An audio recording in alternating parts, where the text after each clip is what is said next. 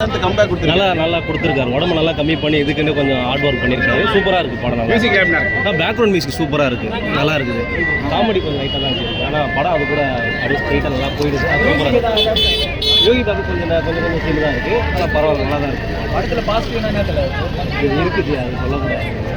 போய் பார்க்கலாம், படம் பார்க்கலாம்.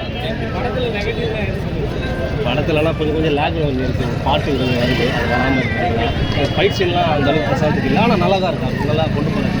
படத்துக்கு ஓவரால் 10க்கு எவ்வளோ இருக்கா? ஃபைட் சீன்லாம் 10க்கு 8 கொடுக்கலாம். நல்லா தான் இருக்குது படம். ஃப்ரீயாக பார்த்துட்டு வரல, எந்த ஒரு இதுவும் இல்லை. அந்த அளவுக்கு ஒரு பாட் சீன் இல்லை, லாஸ்ட்டாக தான் ஒரு பாட்டு வச்சுருக்காங்க, அவ்வளோதான். அக்செப்ட் பண்ணுற மாதிரி பார்க்கலாம் ஜி. ஒரு வாட்டி சும்மா பார்த்துட்டு வரலாம் ஜி. எல்லா படத்துலேயும் நிறைய இப்போ வர படம்லாம் இருக்குது. ஒரு வாட்டி சேரில் உட்காந்து நல்லா பார்த்துட்டு அந்த கண்டிப்பாக ஒரு ஃபீல் ஆகும். பசங்க இப்போ வண்டி எடுக்கணும்னு நினைக்கிறாங்க. பார்க்கிங் மியூசிக்லாம் எப்படி வருது? மியூசிக்கா கம் ஓகே ஃபைன். ஓகேவா? அதாவது படம் வந்து ரொம்ப நாள் வச்சு ரிலீஸ் ஆயிருக்கு. யா தெரியுது. ஹிந்தி படம் மாதிரி இருக்கு, அந்தாதும் மாதிரி இருக்கா படம் பார்க்கும்போது? அது என்ன படம்? அந்தாதும் பார்த்ததில்ல ப்ரோ. அது நான் பார்த்தது இல்லையா? சரி, இந்த படத்துக்கு 10க்கு எவ்வளோ ரேட்டிங் கொடுப்பீங்க? ஒரு 8 கொடுங்க. 8ஆ?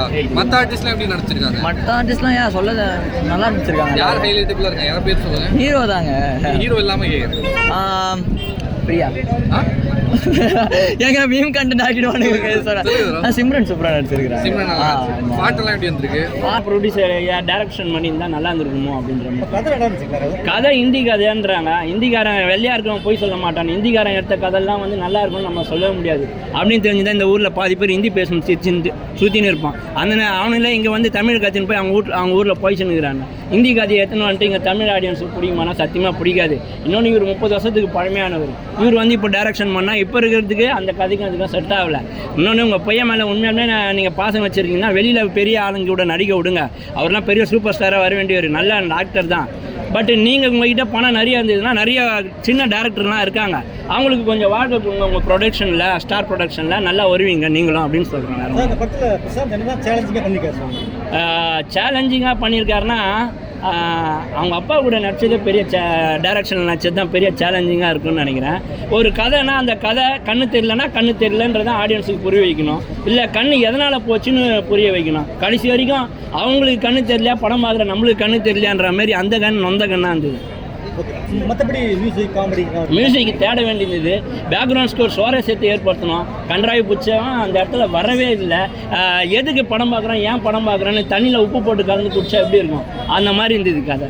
யோகி பாபு இருக்காங்க, எல்லாம் வச்சு வேஸ்ட் பண்ணிட்டாங்க. யோகி பாபா வேஸ்ட் பண்ணாங்க. அப்புறம் ஊர்வசி மேடம் இருக்காங்க பாருங்க, அவங்களாம் வேஸ்ட்டு பண்ணியிருக்காங்க. சிம்ரானையும் சமுத்திரகனியும் போட்டு எடுத்திருக்காங்க. அது பார்க்குறப்போ அதுதான் சொன்னேன், தயிர் சாதத்துக்கு அந்த இதுவோட தொட்டுன்னு சாப்பிட்றேன். அவங்க கலருக்கும் இவர் கலருக்கும் இவங்க உடம்புக்கும் அவர் உடம்புக்கும் ஒன்றுமே புரியலண்ணா. இவர் எதுக்கு பண்ணாருன்னு வேறு யாருன்னா டேரக்டர் கிட்ட கொடுத்து எடுத்துருந்தா கூட படம் எப்படியே விட்டா இருக்குன்னு நினைக்கிறேன். கொஞ்சமாச்சும் நடிச்சிருக்காரு, மனசு கஷ்டத்தோடு வெளியே வந்தேண்ணா. அதுவும் இல்லாமல் இவங்க லைட் ஆஃப் பண்ணிடுறாங்களா உள்ள. நான் இந்த கதவு திறக்கிற இடத்துல இருக்கேன்னா இப்படியே போகிறாங்களா, அவனுக்கு கண்ணு தெரியல, பாவி பசங்க இவங்களுக்கு கண்ணு தெரியல 4 தடவை மினிஸ்டானுங்க. சரி, அது மாதிரி தான் கதையும் போயின்னு இருக்குதுண்ணா. ஒன்றும் சொல்கிற மாதிரிலாம் இல்லை, கம்பேக்லாம் கிடையாதுண்ணா. ஆனால் பிரசாந்த் சாருக்குன்னு உண்டான ரசிகர்கள் இருக்காங்க. நானும் ரசிகர்கள் தான். பெரிய அளவில் வர வேண்டிய ஒரு பிரசாந்த் சார் கதை கண்ணு தெரியாமல் சுற்றிட்டு இருக்கு. அந்த இடத்துல கான்சன்ட்ரேஷன் பண்ணியிருந்தால் நல்லா வந்திருக்கலாம். எனக்கு பிரசாந்த் சார் கிட்ட தயவு செஞ்சு உங்கள் அப்பா டைரக்ஷனில் அத்தனை நடிக்காதீங்க சார். பிரசாந்த் எப்படி நடிச்சிருக்காரு? ஃபர்ஸ்ட் கிளாஸாக படிக்கிறாரு. அதுதான் ரீஎன்ட்ரி. இவருக்கு ரீஎன்ட்ரி நல்லா படிக்கிறாரு. எந்த ஒரு ஆர்ப்பாட்டம் இல்லாமல் அழகாக படிக்கிறாரு. ஃபர்ஸ்ட் கிளாஸாக படிக்கிறாரு. இவருக்கு செகண்ட் சாய்ஸ் கண்டிப்பாக சார். நல்லா பண்ணிருக்காரா? ஷார்ட் ஃபிலிம்ல வந்துட்டு போய் பண்ணிக்கிறேன். ஆனால் பரவாயில்ல, அவரோட கேரக்டர் கரெக்டாக பண்ணிட்டாரு. அதை விட பரவாயில்ல, நல்லா இருக்கு. அற்புதமாக பண்ணிக்கிறார் சார். நல்லா இருக்கு. சைலண்டாக போகணும், ரொம்ப இதாக போகணும். இல்லை போகணும், சைலண்டாக போகணும். காமெடி அவ்வளோ இல்லை, த்ரில் நல்லா இருக்கும். ஃபர்ஸ்ட் கிளாஸாக பண்ணிக்கிறார் சார். ரொம்ப சொல்லக்கூடாது, ஃபர்ஸ்ட் கிளாஸாக பண்ணிக்கிறார். சைலண்டாக போகணும். ஆனால் இந்த படம் யோகி பாபா தான், அவரோட இது இல்லை, குறை எதுவும் இல்லை, நல்லா இருக்கு. பிரியா அவங்களும் அதான் மெயின் ஆக்டர் இவர் தான். அந்த பேர் சிம்ரனுக்கு ஃபர்ஸ்ட் கிளாஸாக கொடுத்துருக்கேன்.